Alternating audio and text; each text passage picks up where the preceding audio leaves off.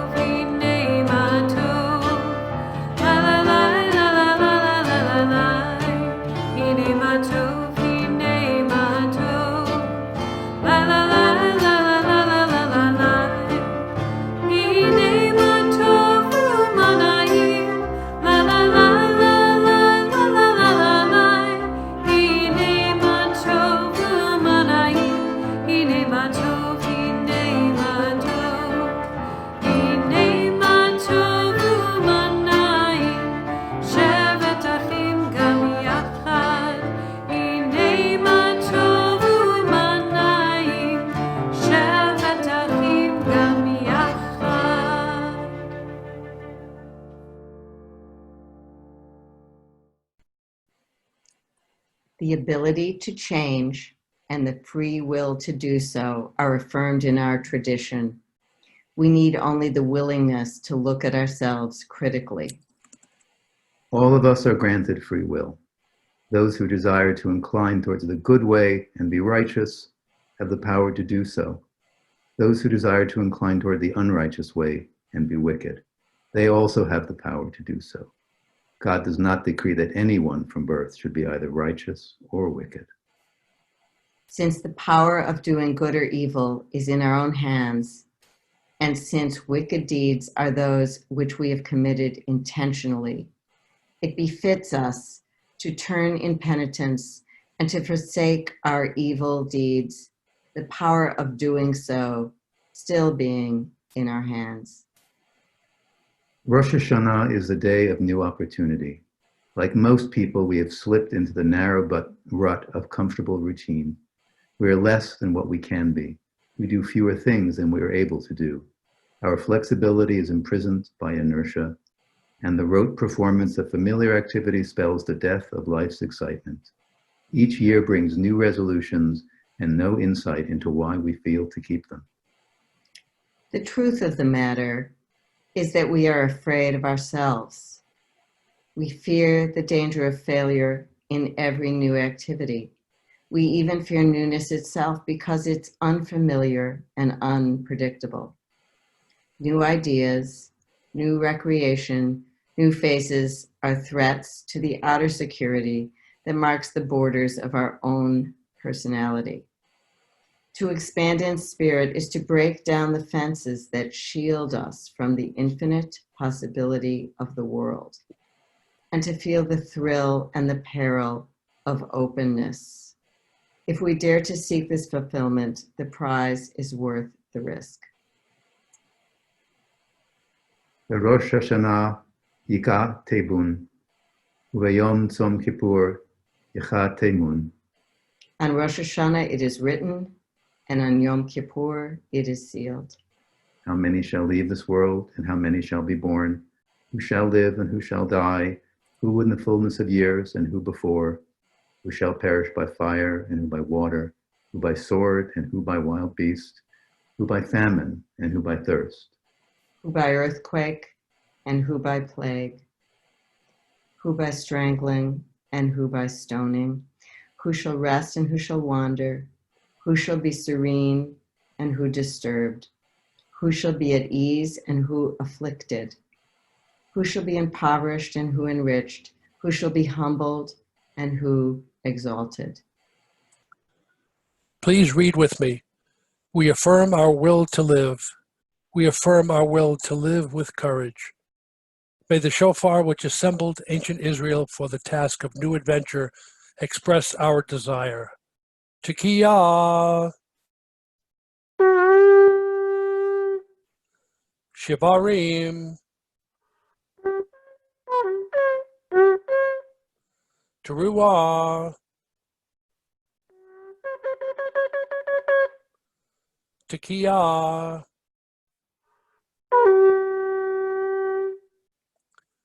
In line with the central dramatic image of Rosh Hashanah, the shofar strives for two major effects through two sounds. The long, straight, smooth coronation blast, Tekiah, and the broken, panicky alarm at the imminence of the trial, Teruah. To capture the mood of awe, some Jews blew the broken sound as moans, Shivarim, others as a high-pitched blasting wail, Teruah, and blew both together. After the temple destruction, Rabbi Abahu of Caesarea established our pattern of blowing all three sounds to reflect the views of all the traditions, to capture the experiences of all. Thus, the shofar sounds also point to the unity and pluralism of the Jewish people. The ram's horn is an old instrument. It is a reminder of our racial roots and of our nomadic past. It is also a symbol of family bonds and community strength. When danger threatened, the horn was blown to warn the members of the group and to summon them to mutual defense. In times of peril, the special power of the family became evident. Security and prosperity glorify the individual and provide the privilege of solo adventures. The struggle for survival shortens the reign of personal freedom and makes us more dependent one on the other. When we are needy, we tend to forget that we are individuals. When we are safe and successful, we like to demean our social ties. The sound of the ram's horn is a call to caution. It warns us of the illusion of total independence and the arrogance of selfishness. The boat of life passes between two ominous rocks. One stone is the crushing power of humility, which denies our personal power and our individual dignity. The other rock is the soaring smugness of narcissism, which imagines that each of us is the center of the universe. If we founder on either cliff, we will condemn ourselves to unhappiness.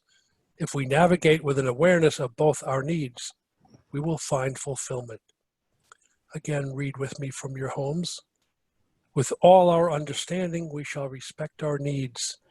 With all our power, we shall pursue our true happiness. May the ram's horn which alerted our ancestors to urgent danger proclaim our determination.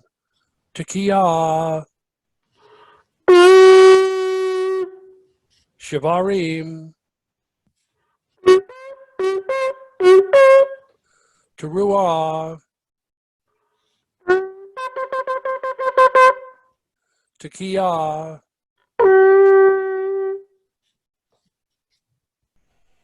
Rosh Hashannah is a time to look forward and a time for looking back. Ask yourself these questions. Am I a better person than I was last year? Am I more tolerant? Have I overcome at least one fault of mine? Am I more patient than I was last year? Am I more compassionate? Do I want less for myself and rather more for our children and my children? Do I truly feel happy for my friend's success over mine? If I can answer positively to at least one question, then I can be proud, for I am growing to be a better person on this holiest of days. Our sages taught, prayer is the service of the heart. For the Jew to pray means more than to request. It means to seek God's help, to keep our tongue from evil, to purify our heart, to fulfill love in the words of the Torah. To pray means to teach ourselves to be grateful for the miracles which are bestowed upon us daily, love and friendship, health and understanding. It means to pledge ourselves anew to those ideals with which we can build a decent world. To pray means to meditate upon those moments in ages past when God's Spirit moved our people and guided their actions. And to permit those moments to give us, today, the courage to work for justice, peace, and freedom.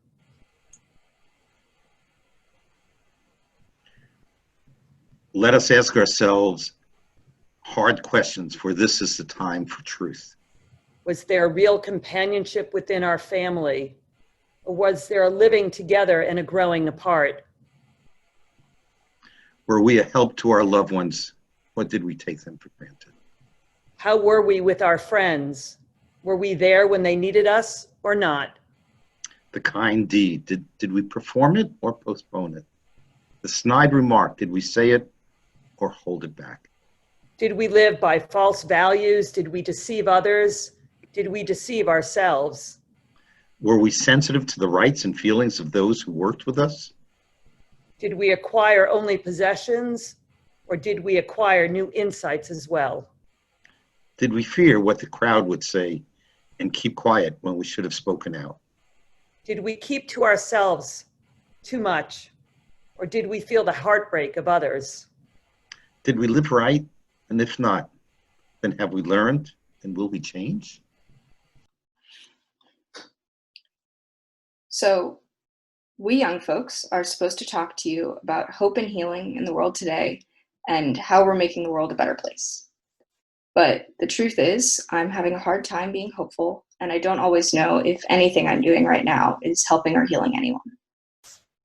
In pre-pandemic days, I engaged with the world mostly through collaborative art, especially theater, and learning and educating in my community. Now, most of what I used to do would be a massive threat to public health. It's very easy to be angry. Angry at the absolute ineptitude of the response to COVID-19, angry at the massive structural inequalities and personal prejudices that permeate our culture, and angry at my forebears for passing down a system based on individualistic gain to a degree that has caused 2 once-in-a-lifetime economic crises before I ever really got the chance to change anything. I can get overwhelmed thinking about healing, knowing that individually we are incapable of solving such structural problems. but that neither absolves us of responsibility to pursue justice, nor does it give us enough credit for the hope we can bring each other in small ways. So I'm still trying to create things. I've always felt my most hopeful and connected when I'm building something. Now it's mostly small-scale projects to give to my friends, but knowing that they'll look at it and smile is more than enough to make it worth my time. And it helps me remember that I am capable of making the world a better place, even a little bit.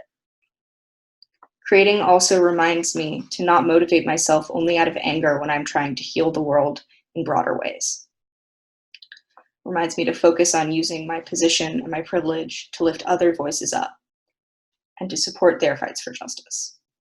Not to center my own voice, and to acknowledge that I won't always know the right thing to do. We are not individually responsible for the pain and instability of the world right now, but we are responsible for how we act in it. As we enter this time of reflection and atonement, we have to be honest with ourselves about everything we need to atone for. Have we been performatively supportive without following through on our actions? Are we still hoping for things to get back to normal when it is now so clear that normal was a crisis for so many? There's a quote from Rabbi Heschel from a sermon on religion and race that I think articulates this more poetically than I ever could. Our concern must be expressed not symbolically, but literally, not only publicly, but also privately, not only occasionally, but regularly. What we need is the involvement of every one of us as individuals. What we need is restlessness, a constant awareness of the monstrosity of injustice.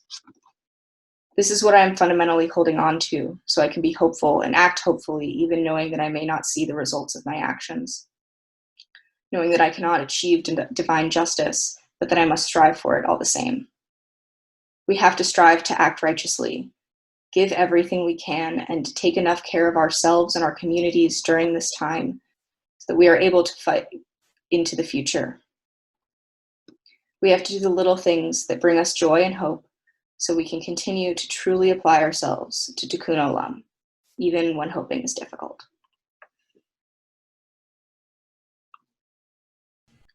When I look out my window, I feel the shared need for hope and the pain all of us feel that is in desperate need of healing. But I'm constantly racked with uncertainty about how to have hope and how to start the healing that humanity, we all need. Yet, I still go out into the world to help people. I build the world that I hope will exist with other people who hope for worlds that they hope will exist. I help to build those communities and help those who I can, even when the odds are stacked against us. Stacked against us by the state, by the courts, and by violent reactionaries. I help even though I often think it will be futile.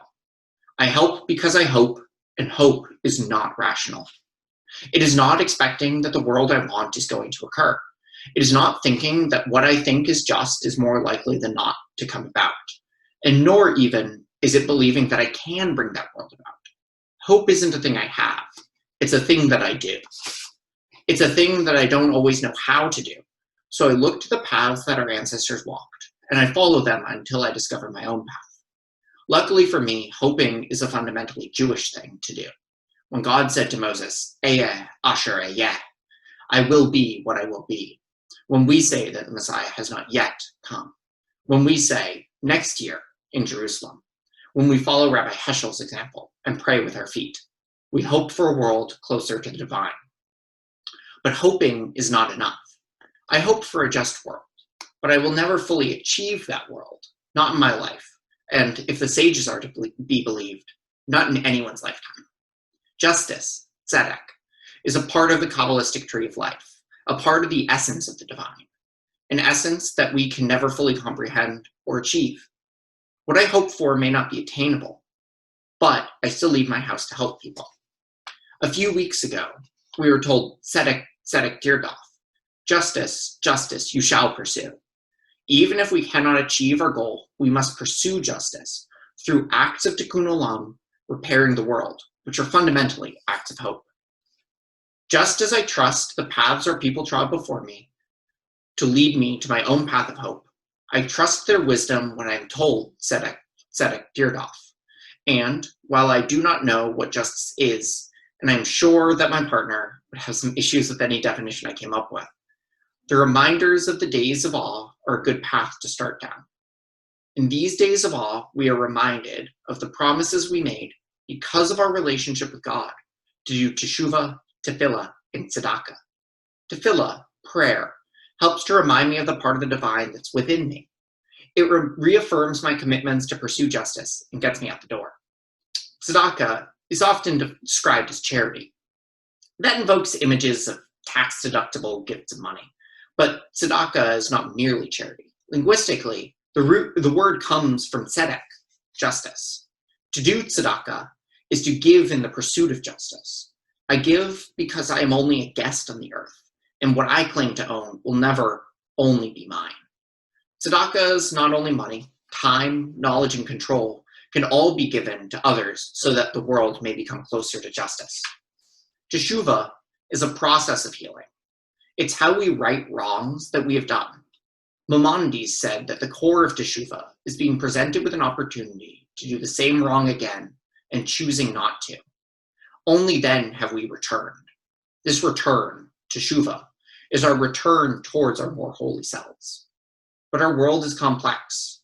While we all cause harm in need of healing with our actions, it's the harm done in our names, enabled by our inactions, that cause the pain that I feel that is in desperate need of healing. It is greater in scope than any harm any one of us could ever do on our own. I am racked with uncertainty about how to engage in teshuvah for these harms. Nonetheless, I go out to build community, I go out to help, and I go out to pray with my feet. These acts of hoping towards justice, towards teshuvah for harm done in my name, are the best answer that I have for how to build a world that, when given the opportunity to do harm in my name, will choose not to.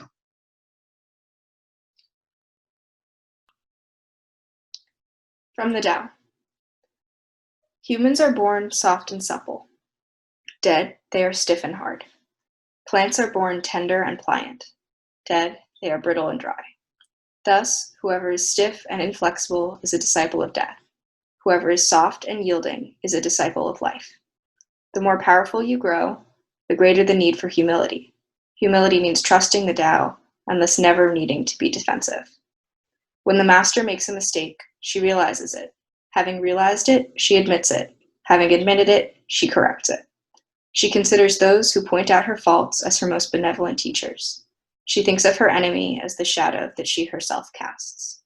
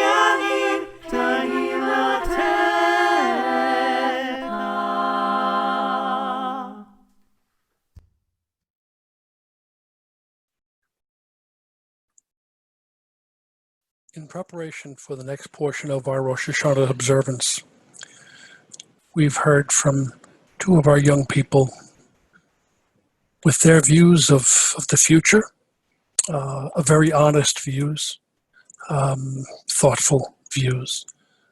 And it is in this spirit that we then followed with the Adonai Svatai prayer by our chorus and orchestra. It is meant to put you into a contemplative mood. in advance of this next part of the service, which is the silent prayer, the Amidah. So we offer to you these brief readings, which you may find helpful to focus on the contemplative aspects of this particular part of the High Holy Days, in which we now begin to think about what we have done in the past year, how we might do better, how can we advance the causes of social justice and peace and freedom, how to take care of our families, how to take care of ourselves, and what kind of a future we want to be part of, and not passively, but truly aggressively in shaping that future. So we offer you, we'll take a minute of silence. You may wish to close your eyes. However you think about coming to a peaceful state, you may want to read these prayers to yourself, however you do that. So we welcome you to take a minute of silence in contemplation. Thank you.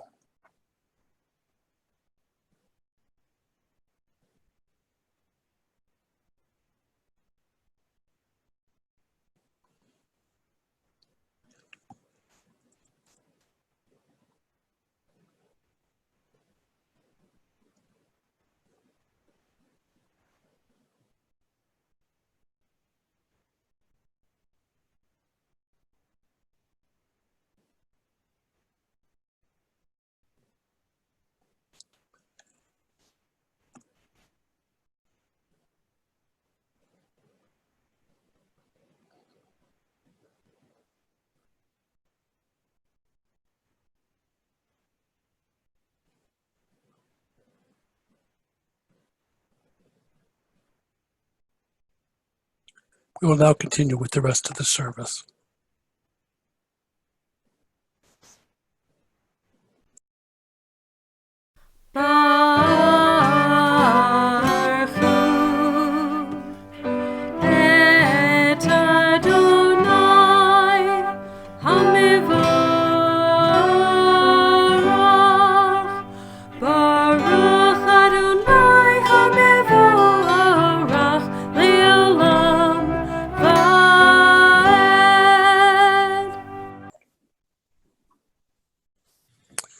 Please rise with me. Traditionally, the Shema has been the most important affirmation of faith in our historic religion. This religion, although ancient, is ever-changing. Let us now have our voices heard with Jews from all over the world by singing the Shema. Shema Yisrael, Adonai Eloheinu, Adonai Echad. Hear, O Israel, the Lord our God, the Lord is one. Baruch Shem Kivod, Malchuto, Leolam Va'ed. Praise be the source of life, whose glory is forever and ever. Please be seated.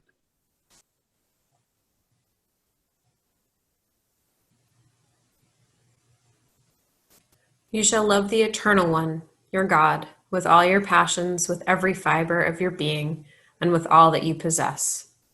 Let these words by which I join myself to you today enter your heart. Pattern your days on them, that your children may discover Torah within you. Make your life into a voice of God, both in your stillness and in your movement. Renew these words each morning and each evening in devotion. Bind them in tefillin on your arm and head as symbols and acts of thoughts consecrated to me. Write them upon parchments at the entrance to your home as a sign that all people may discover me as they enter your home and your life. V'ahavta et Adonai Elohecha b'chol levavcha u'b'chol nafshecha u'b'chol me'odecha v'hayu ha'devarim ha'eleh asher anochi netzavecha hayom al levavecha v'shinantam levanecha v'dibarta bam b'shivtecha b'veitecha u'v'lechtecha v'aderech Uv'shachbecha uv'kumecha, uv'kshartam le'ot al yadecha, v'chayu l'totafot b'neinecha, Utavtam al mezuzot beitecha uvisharecha.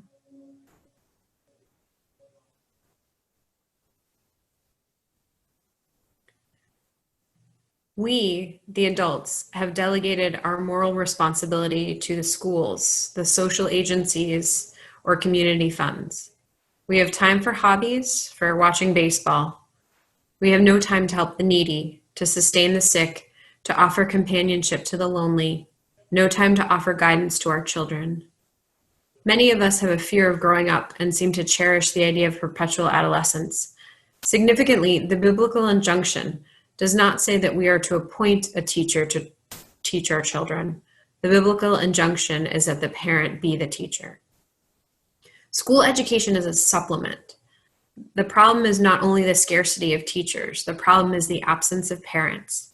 Education is not only a business for professionals, it is the vocation of all people at all times.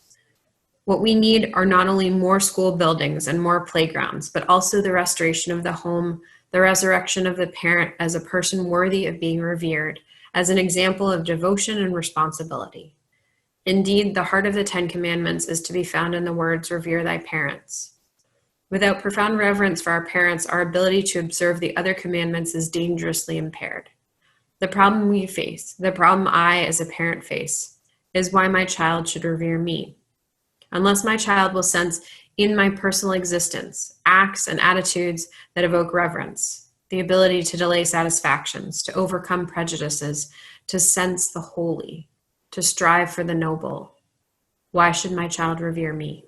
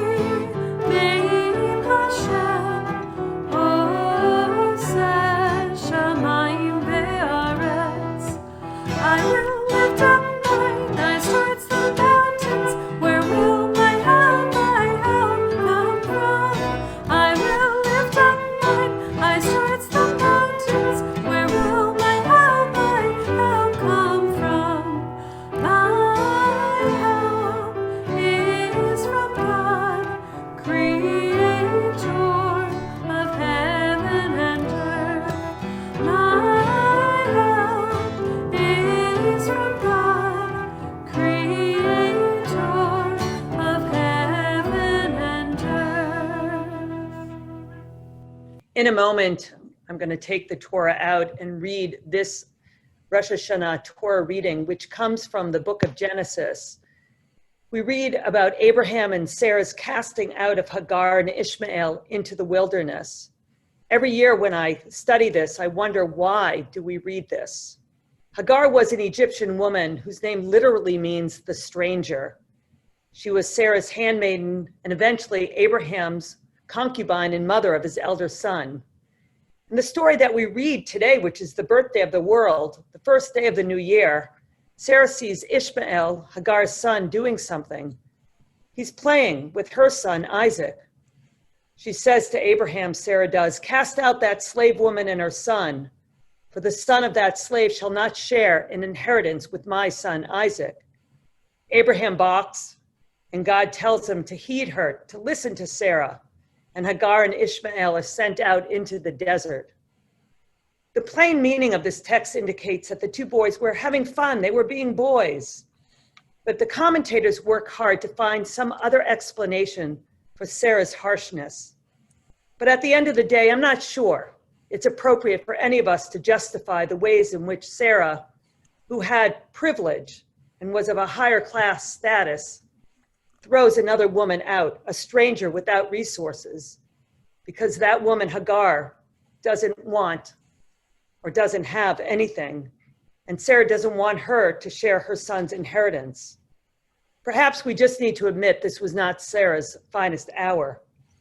Abraham wasn't sure at first if this expulsion was a good move, but God tells him to listen to his wife. Leonard Fine, a great late commentator, wrote that God here was perhaps being sarcastic, like, yeah, Abraham, this is a bad idea, don't do it. Regardless, with this reading, it becomes entirely clear why this is our Torah portion for the first day of Rosh Hashannah, as we begin accounting our soul, looking harshly at our mistakes and seeking forgiveness and atonement. For this is the story of being so attached to our own needs and our own wants that we forget who else might get hurt on the way.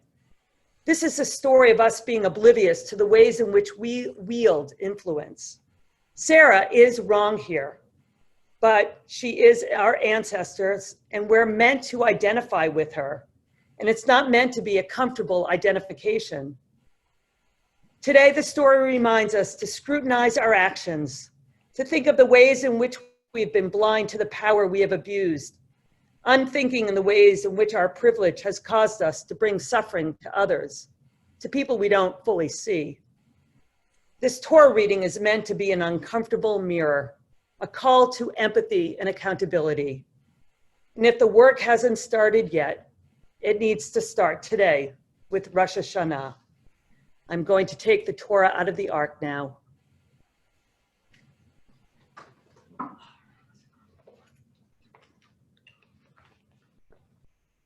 going to call our Aliyah for reading the Torah.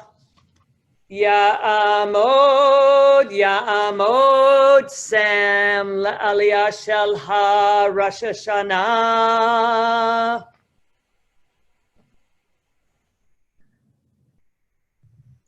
Baruch et Adonai Hamvorach. Baruch Adonai Hamvorach Leolam Va'ed. Baruch Adonai Hamvorach Leolam Va'ed. Baruch atah Adonai Eloheinu melech haolam asher bachar banu mikol hamim v'netan lanu et torato. Baruch atah Adonai noten haTorah. Amen. Vayishkam Abraham baboker v'yikach lechem v'chimat mayim v'yiten el Hagar shem hashkamaha v'yet hayeled v'yishlachaha v'telek v'tedaha b'midbar be'er sheva v'yachulu hamayim min hachemat v'tishlak et hayeled tachat echad hashlichem v'telak teshev la mineged haricha kimatecha keshed ki amra al era b'mavet hayeled teshev mineged v'tisha et kila v'tavek. And Abraham woke early in the morning, took bread and a skin of water to Hagar, placed them on her shoulder along with the boy and sent her off. And she walked and wandered in the wilderness of Beersheba, and she cried out to God. And God said, "What troubles you, Hagar? Do not be afraid, for God has heard the voice of your child. Stand up, lift up the boy, hold strongly onto him with your hand, and I will make of him a great nation." At this time, I'm going to do a Mishaberach, a prayer for all of us on this Rosh Hashannah. I ask you to invoke within yourself the blessings and prayers that you want in this new year. Mishaberach Avoteinu Avraham Yitzchak v'Yaakov. Mishaberach Imotenu Sarah Rivka Leah v'Rachel. May the one who blessed all of our parents hear our prayer and bless us well on this Rosh Hashanah. Bless us with the power of your healing. Bless us with the power of your hope. May our hearts be filled with understanding and strengthened by the power of your love, O God. Bless us, God, with a vision for tomorrow. Help us to reach out to those in pain. May the warmth of friendship and community ease our sorrow, giving us courage, giving us faith, and showing us the way. And let us say, Amen. Amen.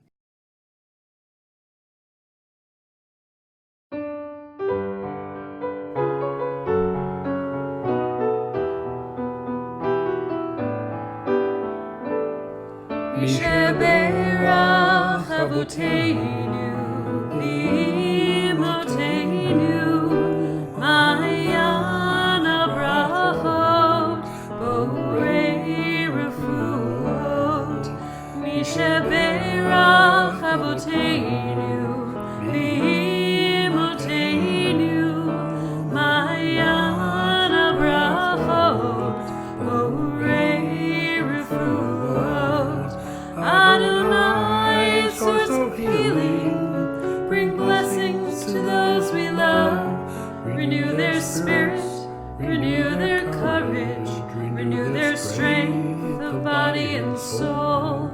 Mishaberach Avoteinu, V'Imoteinu, Mayan Abrahot, Borei Refuot.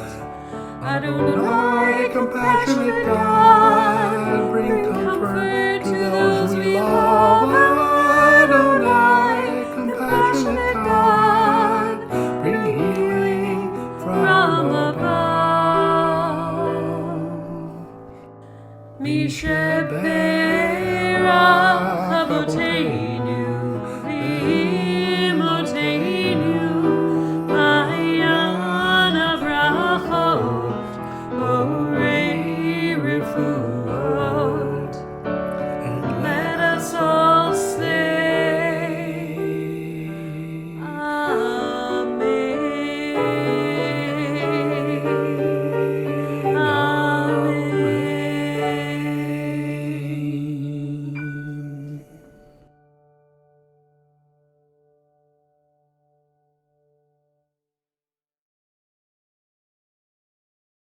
And now the blessing after the Torah reading, Sam. Baruch atah Adonai, Eloheinu melech haolam, asher natan lanu Torat emet, v'chayei olam nata betocheinu. Baruch atah Adonai, noten haTorah. Amen. Blessed are you, our God, the source of life, ruler of all, who has given us the Torah of truth and planted in our midst eternal life. Praised are you, the source of life, who gave the Torah. And if you're able in your homes to please rise while Rabbi Karen picks up the Torah and returns it to the ark.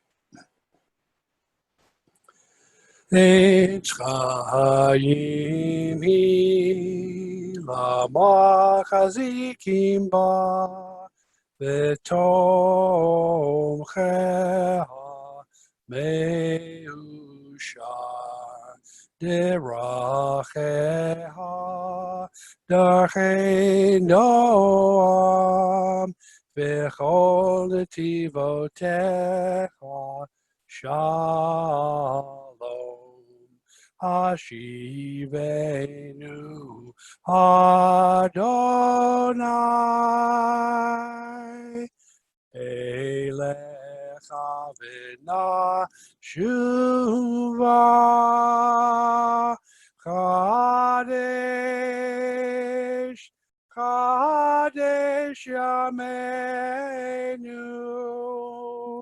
Kadesh Yameinu Kekadem.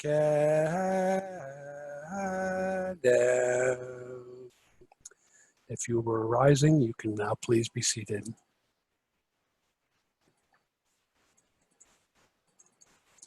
A prayer for our children and our parents. We want our children to be at home with their Jewishness, to have that comfortable sense of belonging. We want our parents to be generous. We want our children to be warmed by the sun of knowledge, to have a feeling for beauty and all that issues from being a part of this earth and this life. We want our parents to listen to children's ideas and include them in family conversation. We want our children to have a reverence for all that enhances life, to develop a sense of awe and mystery about the known as well as the unknown. We want our parents to act in a democratic way and allow children to have input. We want our children to appreciate the beauty and richness of our customs and ceremonies. We want them to understand that the custom or ceremony is not as important as the feeling tones which surround it. We want them to appreciate that their religion is concerned with all reality and all people, that it can flourish only when the mind is open and free, and that no religion is worth anything unless it can liberate rather than shackle. We want parents to let us make our own mistakes, but to protect us from hazardous errors. We want them to understand that their religion welcomes all truth, whether shining from the annals of ancient revelation or reaching us through the seers of our own times. We want parents to be sensible. We want our children to look upon religion not as something to be inherited, but rather as something to be discovered. We want them to sense their bond of union with the Jewish people and with the children of all humanity. We want parents to be good citizens. We want our children to learn how to love themselves, to love one another, to love humanity, for the world needs so much love.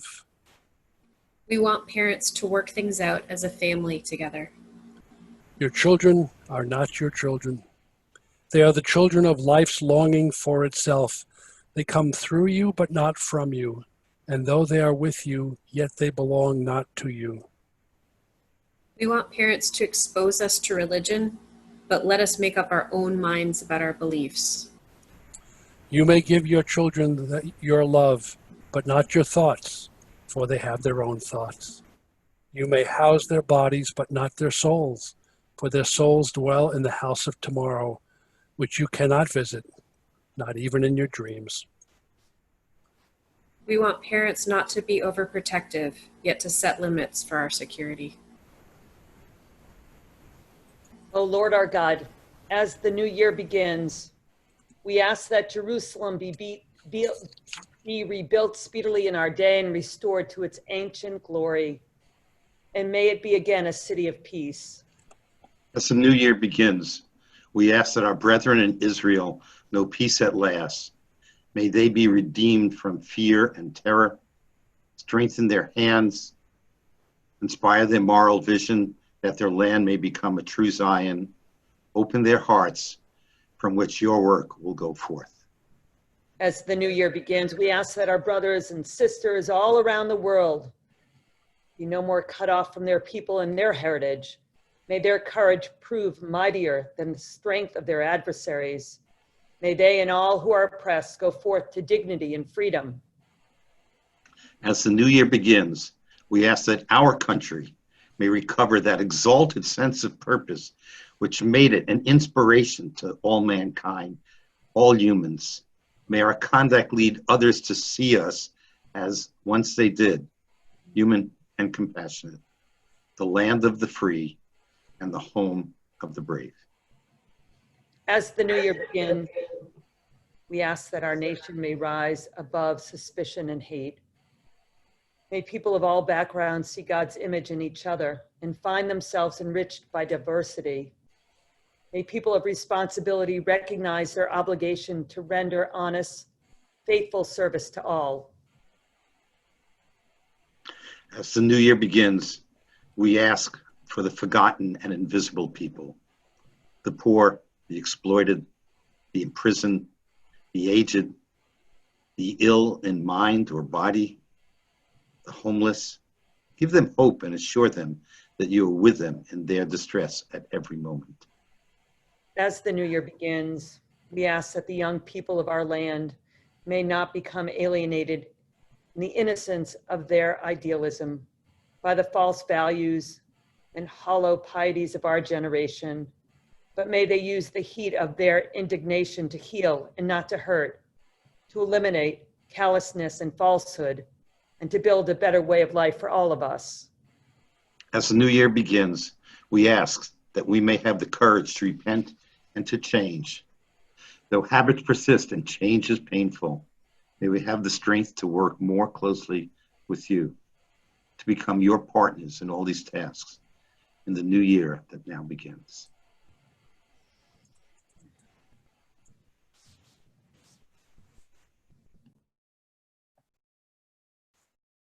The art of living successfully consists of being able to hold two opposite ideas in tension at the same time.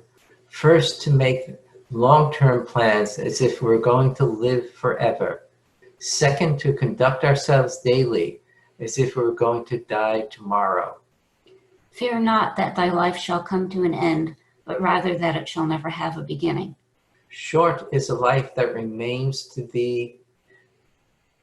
Oh, sorry. Can we start over again? Sure. Okay. This is a live service, folks.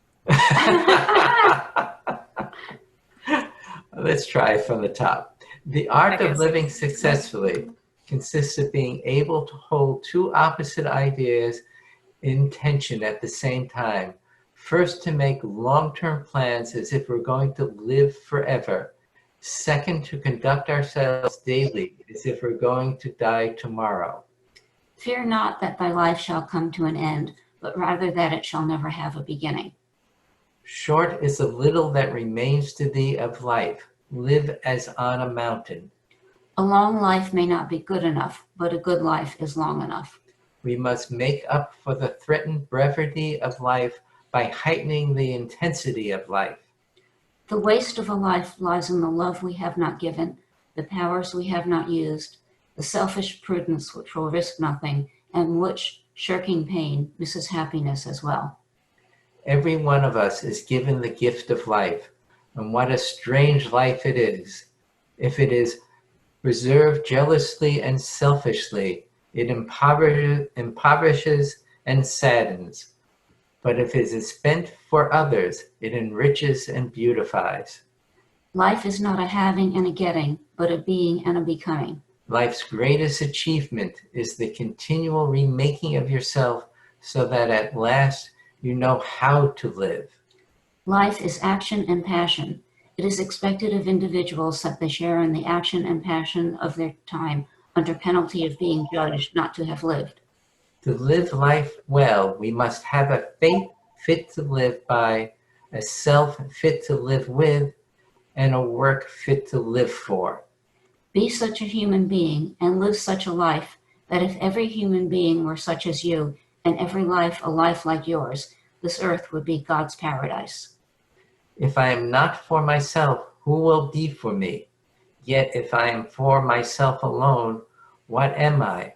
And if not now, when? Avinu Malkeinu, Avinu Malkeinu, Avinu Malkeinu, Chonenu v'yanenu, Ki ein banu masim. Aseh imanu, tzedakah v'chesed. Aseh imanu, tzedakah v'chesed, v'hoshienu. Avinu Malkeinu, Avinu Malkeinu, Avinu Malkeinu, Chonenu v'yanenu, Ki ein banu masim. Source of life, hear our prayer. Source of life, we have sinned before thee. Source of life, have mercy upon us and upon our children. Source of life, keep far from our country pestilence, war, and famine. Source of life, cause all hate and oppression to vanish from the earth. Source of life, inscribe us for blessing in the book of life. Source of life, grant us a year of happiness. It is appropriate at this time, as we approach the memorial portion of our service, that we reflect upon the Holocaust. In 2017, our congregation, Havurat Shalom, and Rabbi Karen went to Eastern Europe and visited 2 concentration camps, death camps. I wrote a series of haikus to try to capture our emotions and feelings. Rows of stark chimneys, bleak memorials of Shoah, we mourn, hearts broken. Red rails stretched through, red for blood, red eyes crying. When will we learn to love? Railway tracks to hell, hellish fire wait for all. Does hope live in hell? Cry till dryness end, families, humanity, dead, barely alive. Feel, never stop, feel. Heartbreak in your memory, remember forever.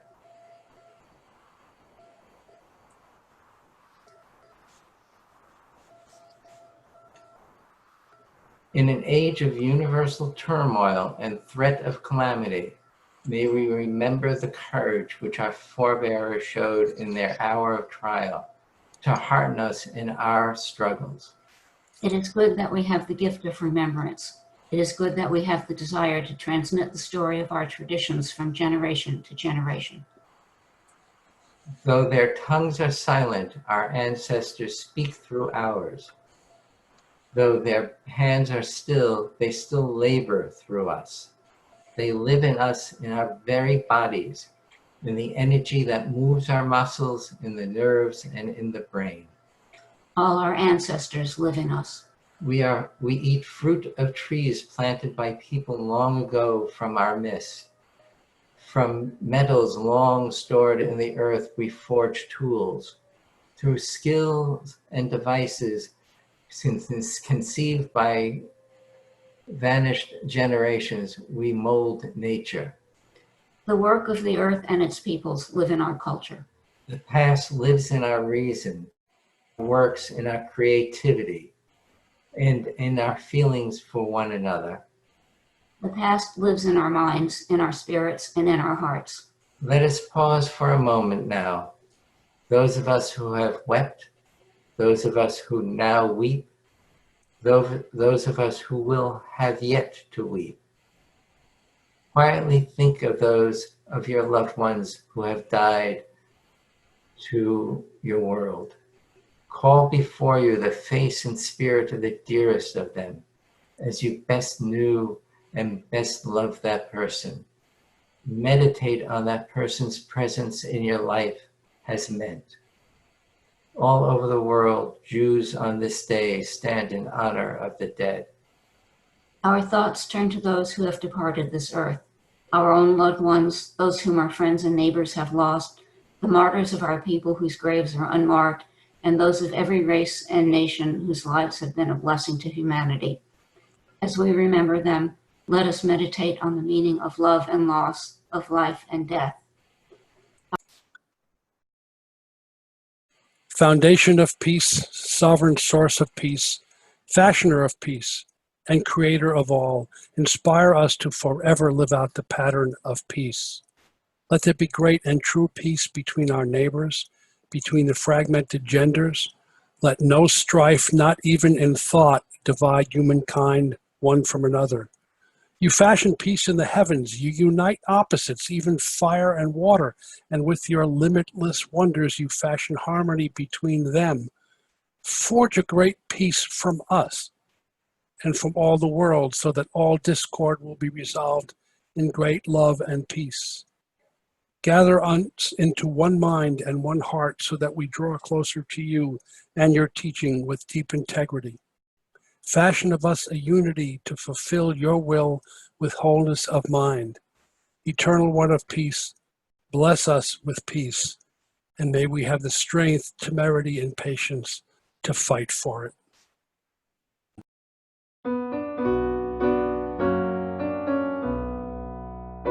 Oh, say shalom b'bruma. Huya say shalom aleinu. Li'al kol Yisrael. V'imru amen. Yaseh shalom, yaseh shalom. Shalom aleinu li'al kol Yisrael. Yaseh shalom. Yaseh shalom, shalom aleinu v'yam kol Yisrael.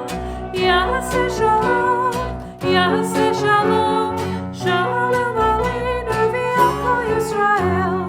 Yaseh shalom, yaseh shalom, shalom aleinu v'yam kol Yisrael. Yaseh shalom, yaseh shalom, shalom aleinu v'yam kol Yisrael. Oh, say shalom b'bruma. Huya say shalom aleinu v'yal kol Yisrael. V'imru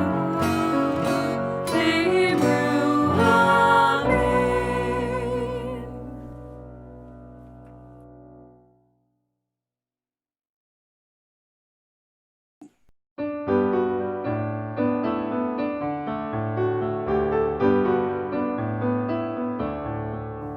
Shalom Shalom Yisrael Amcha Tasim Le'oleo. Shalom Shalom Yisrael Amcha Tasim Le'olam.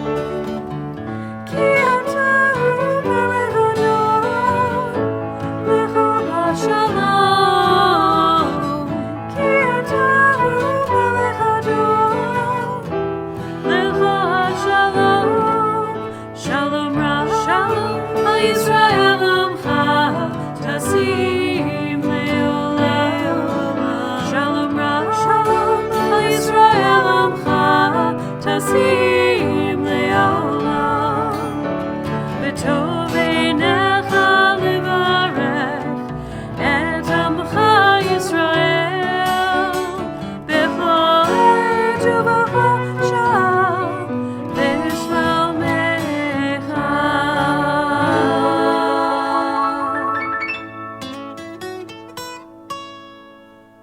Shalom Shalom Yisrael Amcha Tasim Le'oleo. Shalom Shalom Yisrael Amcha Tasim Le'olam. Tasim Le'olam. Tasim Le'olam.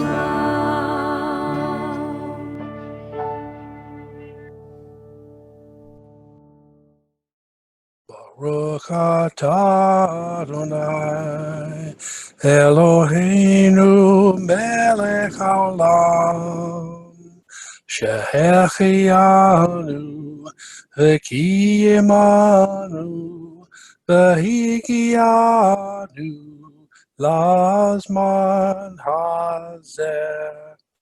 Blessed are you, source of life, ruling spirit of the universe, who has kept us in life and preserved us and enabled us to reach this season.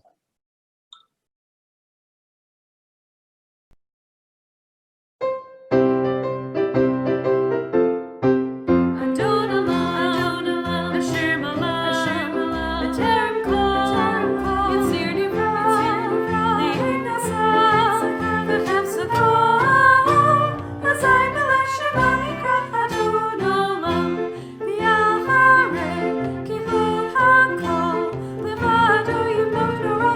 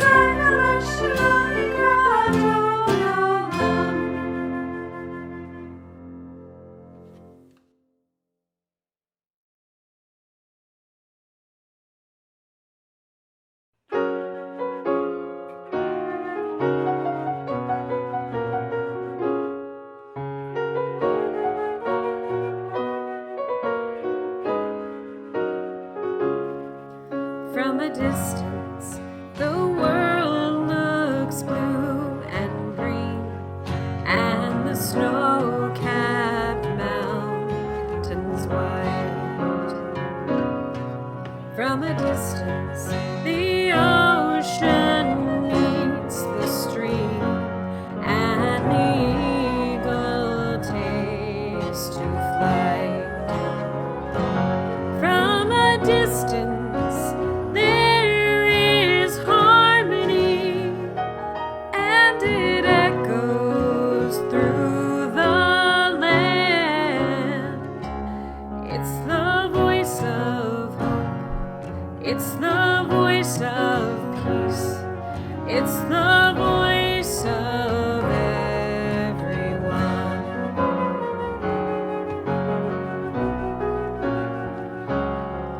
From a distance, we all have enough, and no one is in need. There are no guns, no bombs, no disease, no hungry mouths to feed. From a distance, we are instruments marching in a common band, playing songs of hope, playing songs of peace. They're the songs of everyone. God is watching us. God is watching us. God is watching us from a distance.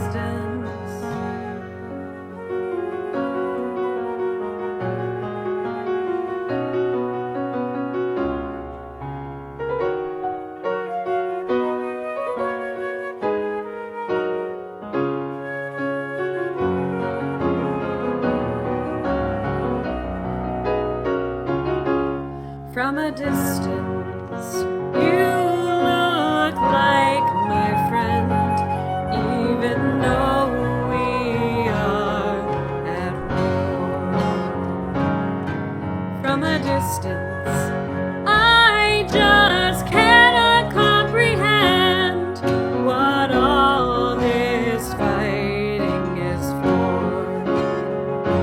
From a distance, there is harmony, and it echoes through the land. It's the hope of hopes, it's the love of loves, it's the heart of everyone. It's the hope of hopes, it's the love of loves. This is the heart of everyone. And God is watching us. God is watching us. God is watching us from a distance. Oh, God is watching us. God is watching us. God is watching us from a distance.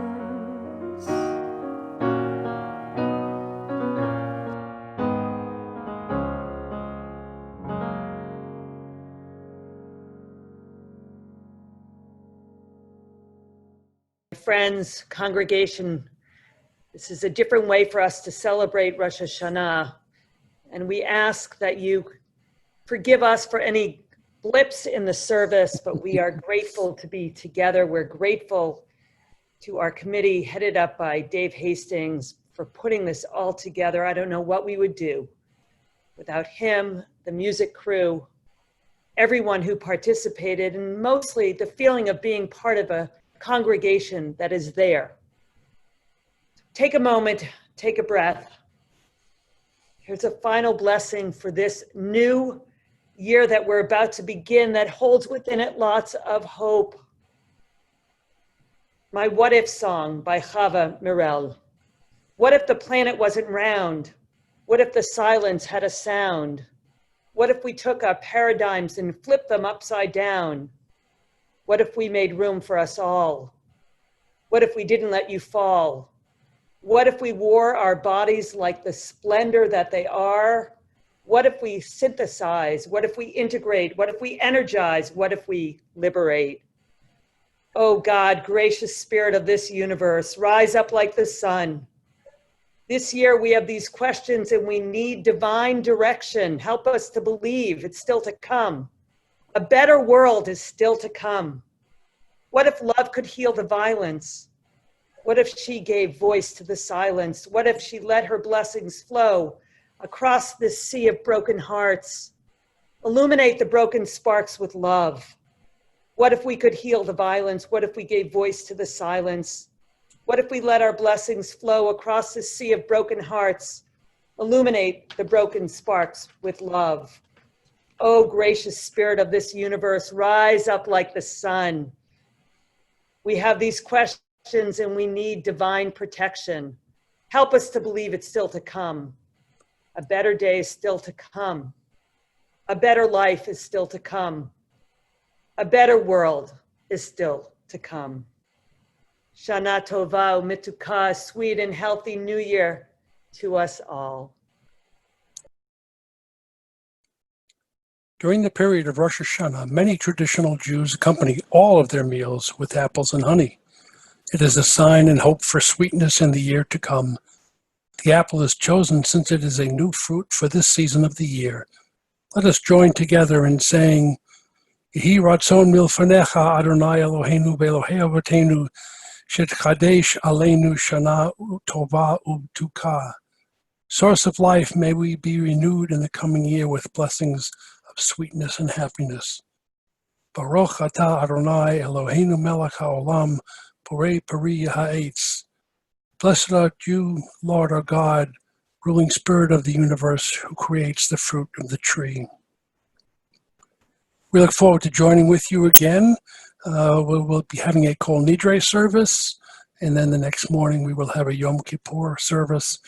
And we are endeavoring to also do a Tashlich service in real life, if you will, with proper social distancing and masks.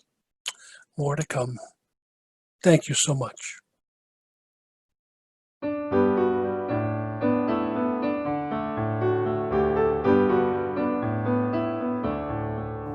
Shalom Ra, Shalom Yisrael Amcha Tasim Leoleo. Shalom Ra, Shalom Yisrael Amcha Tasim Leoleo. Ki ata Melech Adon Lecha Shalom. Ki ata Melech Adon Lecha Shalom. Shalom Ra, Shalom Yisrael Amcha Tasim Leoleo. Shalom Ra, Shalom Yisrael Amcha Tasim Leoleo. B'tov einecha levarech et amcha Yisrael b'chol עת ובכל שעה בשלומך.